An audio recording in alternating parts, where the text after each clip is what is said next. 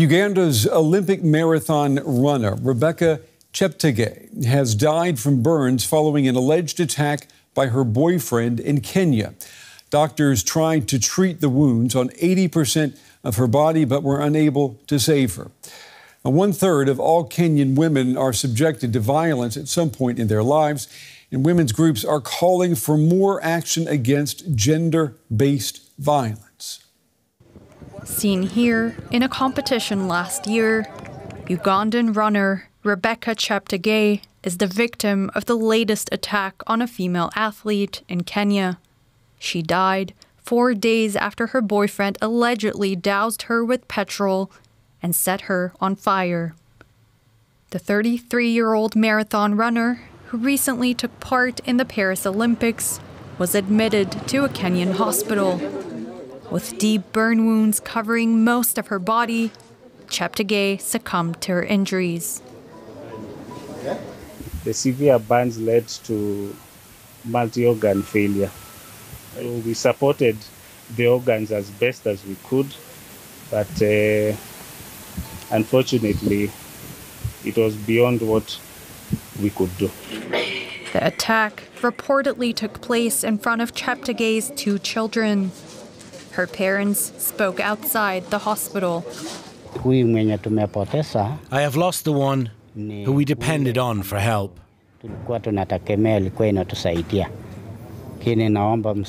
I appeal for your support to pursue justice for my daughter and for the perpetrator to be charged. I have no strength. I just blame the police officers. They were responsible for bringing security to my child's home, but failed. I have nothing else to say. The incident has sparked outrage in Kenya, which has one of the highest rates of femicide in Africa. Many say authorities aren't doing enough to protect women.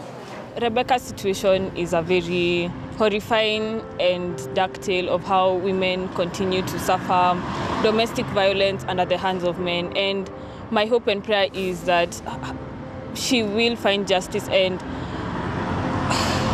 finally we have systems that work that enable women to be free from oppressive behavior such as this by men. In her home country, sports officials expressed their condolences and said they've received reassurance from neighboring Kenya that the perpetrator will be held to account.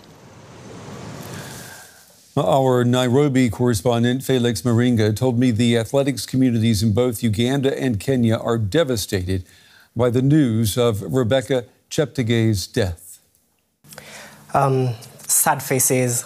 People have been sending their tributes to the family, and the athletics community in the Kenya and in Uganda have all sent their condolences to the family of Cheptegei, who was killed at only 33 years of age.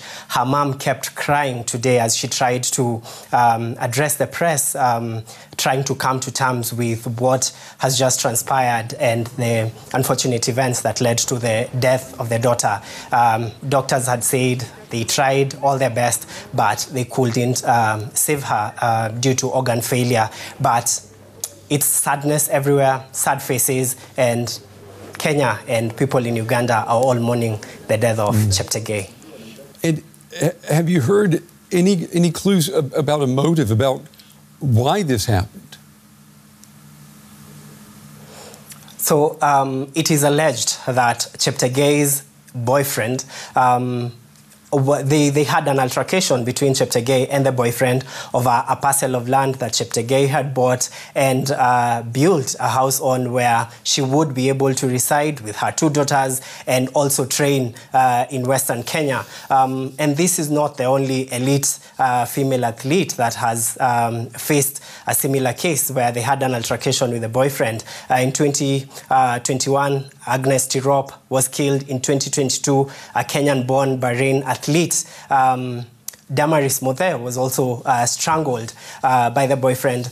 in all of these cases, activists are saying that most of the time the athletes will bring money and end up buying property, and when their husbands or their boyfriends or partners are not given control over that property, then they resort to violence, and in extreme cases like this one, death of the victims. Wow, over property. Unbelievable. Attacks on women have become a major concern in Kenya. Do we know, is the government doing anything to better protect women and obviously to protect this kind of violence?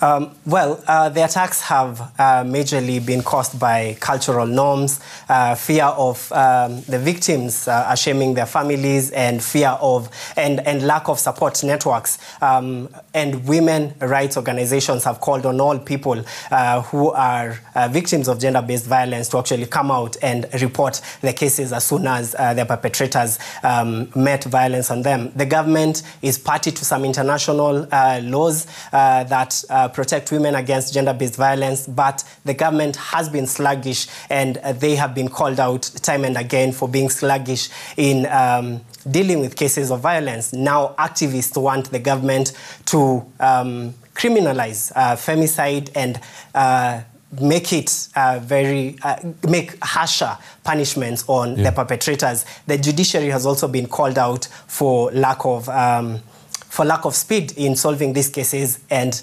more still needs to be done in solving all of these cases. DW correspondent Felix Maringa there reporting tonight. Felix, thank you.